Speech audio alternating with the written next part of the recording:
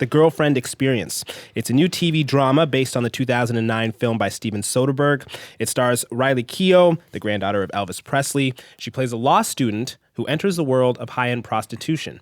Rachel, we're seeing more and more graphic sex portrayed on cable TV. Where does The Girlfriend Experience sit in the landscape of cable right now? Yeah, I mean, I would say it's sort of in the HBO realm, sort of, Game of Thrones-ish, The Americans. I mean, it sort of sits in the kind of prestige TV end of things. It's probably not as sexy as people would think. I mean, one of the sort of the themes of the show, and I've only seen the first 4 episodes, but it shows the kind of very transactional nature of this woman Christine, who goes by the name Chelsea when she's working, and her relationship with her clients, and also her own sex life outside of her sex work. And the thing the show is very cool. It's very, there's lots of empty spaces. It looks very 80s. It has a sort of like a David Cronenberg 80s kind of sleek, empty space kind of aesthetic.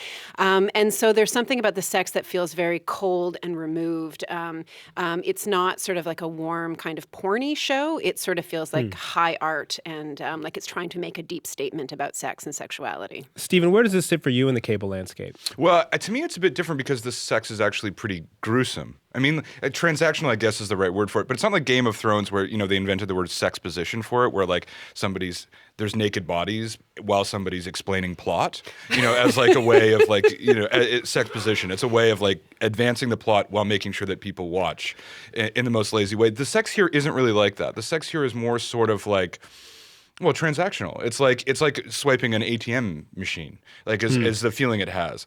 And, I think as a show about sex workers, it is of no interest. It's about as revealing of sex work as James Bond is about espionage. It's not I would not take it as any kind of reflection on reality if we could even see such a reality. I think what the show is about is the anomie of trying to be a lawyer, of being a young lawyer. Like that to me is what it's actually about. What do you see in the show, Emily? I actually agree with Steve. It's not about sex work. She's clearly not that good at this job. She's very cold. There's a line where her friend Avery, who gets her into sex work, tells Christina that the job is mostly listening and asking questions, and then some sex. And she doesn't really seem like a warm person. It's not about relationships. It's called The Girlfriend Experience, but it is totally like, oh, now we're going to do it and you're going to give me some money, right? Like, it's very, very clear. We were saying earlier, like, at one point she said, oh, you'd be great at this. You're so smart and funny. And we're like, no, you may be smart, but you're not funny. Yeah. Like, and the show kind of heavily, repeatedly, she questions whether or not she's a sociopath and whether or not there's something wrong with her because she can't connect with people. So it's a little, it's a bit of a funny thing. And again, maybe things will change as the series goes on. But it's a bit of a strange thing because the show's been heralded in a lot of ways about, for the fact that it's about a woman who has agency. I mean, for sure, Chelsea is not a victim here. She is choosing to do this. She is making money. She is not a victim. This is her. This is what she wants.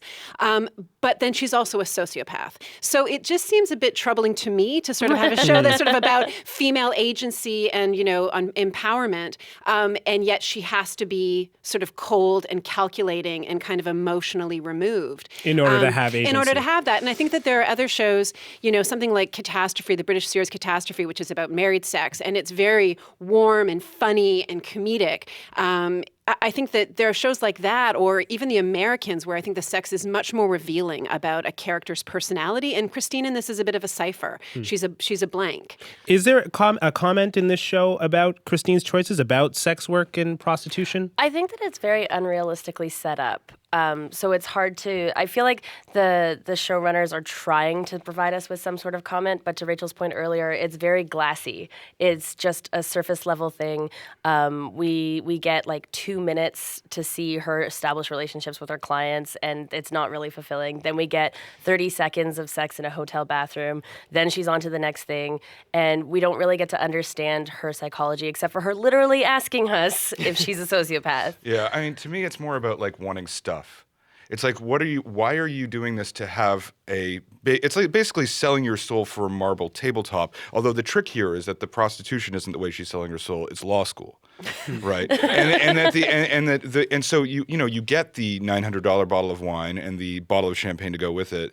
And you think, great, but because you have nothing else to want, and then you want it, you get it, and then you wonder what value is it. And to me, that's that kind of emptiness, that kind of the fugitive distress of hedonism, as Cyril Connolly said. Like what are we living in a material world that is just empty, in which there is the agency, but it's agency over what? Yeah. In what context? It seems to want it's a funny kind of show because on one hand it sort of wants to celebrate this sort of female sexuality or this woman who's in charge, and she's a young woman and she's ambitious about her career and she's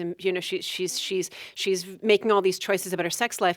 But in the show's coldness, there seems to be a moral judgment being placed. So it seems to want to say, look at this woman, isn't she amazing? But then she is revealed to be sort of emotionless and living in a world that's almost like, again, it feels like almost like American Psycho. Like there's not that degree, but just this kind of cold, like it's all sort of surface. So you don't actually get an emotional aspect to her sexuality. Well, despite her agency in the show, do you think Christine's character also plays into a kind of male fantasy about prostitution? For sure. I mean, again, first of all, she's gorgeous. I mean, the actress is beautiful, and the men who play her clients repeatedly talk about how beautiful she is. I mean, one of the things that's kind of interesting is what you do see is how much these guys believe that they're getting a girlfriend in her. And so there's one client in particular who is very deeply devoted to her and seems to believe that what they're having is an actual relationship. Those are the only people with any warmth in the whole show. And also with need. I mean, I think what comes across is actually an interesting view of the clients of escorts, and who are men for the most part who are lonely, who want validation, who want someone to listen to them, and who want also that to be in the form of a gorgeous 20-year-old. Right. So it sort of plays into a male fantasy. I mean, I would say in some ways it's more sympathetic to the clients of high-end escorts than it is sort of informative about what goes on for the women who actually are doing the work. Yeah, I don't think it has anything to do with the women who are going into the work. I mean, it is a fantasy, obviously, but I think it's worth noticing that it's a different fantasy than the usual one we get, which has been on British TV like a million times, where it's like, this is a great lifestyle. I am so happy being a prostitute. I am fully empowered by my sexual choices. And, this is not that, because what this is the marketplace. You enter sexuality into a marketplace, and the marketplace is completely vacuous.